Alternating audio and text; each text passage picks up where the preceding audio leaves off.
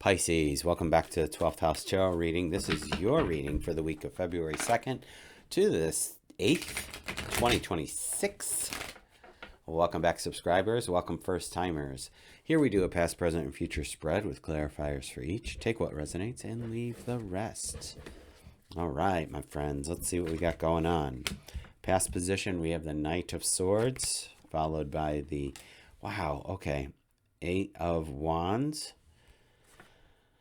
And then the Justice card. Okay. I said wow because who's our friends? Scorpio just had this in their exact same position, which is just crazy to me. Let's see what's on the bottom of the deck to support you. We got the Queen of Wands. That's awesome. Definitely an entrepreneurial spirit with the Queen of Wands.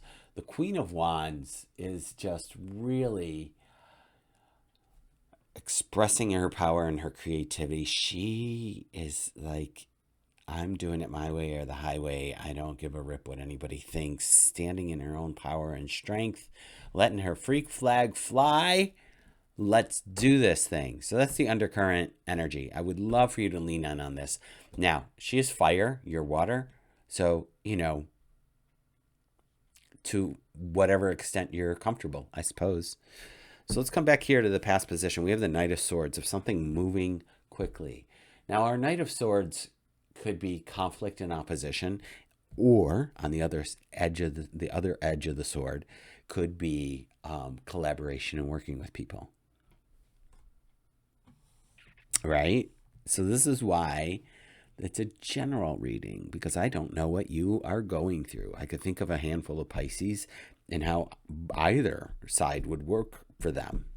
So with the Knight of Swords, we have the Chariot. So this is moving quickly, swift movement. We're getting out of Dodge. I don't know what's happening.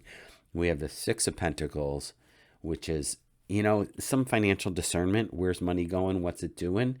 And being a pillar in the community energy.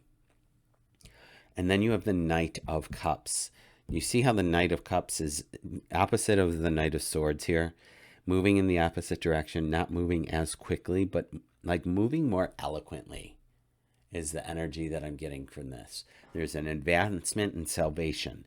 So no matter how chaotic this past position has been, I feel like it has gotten into the calm. Okay? Now, these are all energies coming in to help you in this current week, where the Nine of Wands exists. Wow. Nine of Swords, Judgment, and the Lovers. So, the Nine of Wands is all the information, knowledge, and wisdom that you have gained over the years through education, situations, jobs, relationships, everything is in this card. Okay? I like to call it the School of Hard Knocks. People will call this character the Wounded Warrior. Nine of Swords is next to it.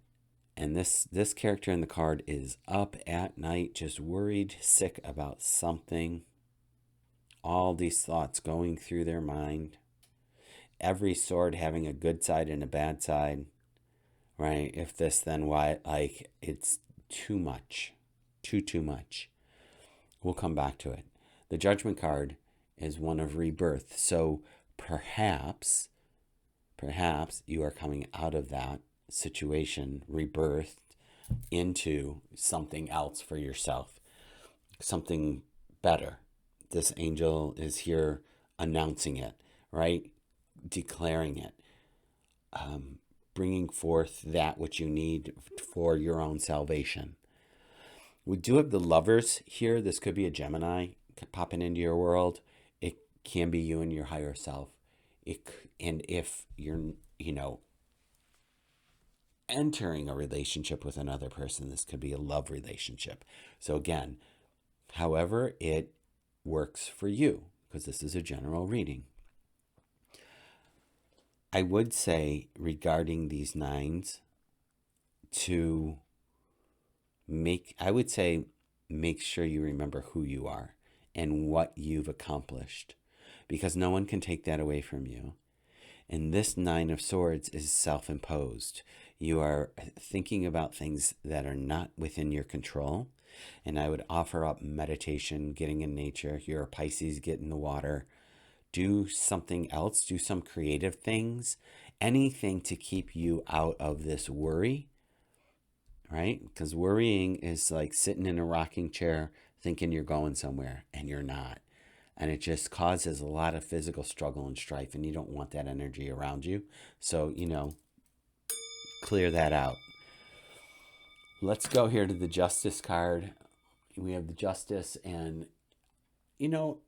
our justice is about the truth being shown. So something is going to be coming to light in the future. We have the Devil card, which could be a Capricorn, but it could be also, as it is adjacent to a Justice card, the characters on the card have these chains around their neck. They're not tight. They can slip those right off. So that's something to consider. Do we have self-imposed limitations here? Are we, and by we, you, are you bound by something that you created, as it is underneath the swords, the Nine of Swords card, is what I'm considering here for you.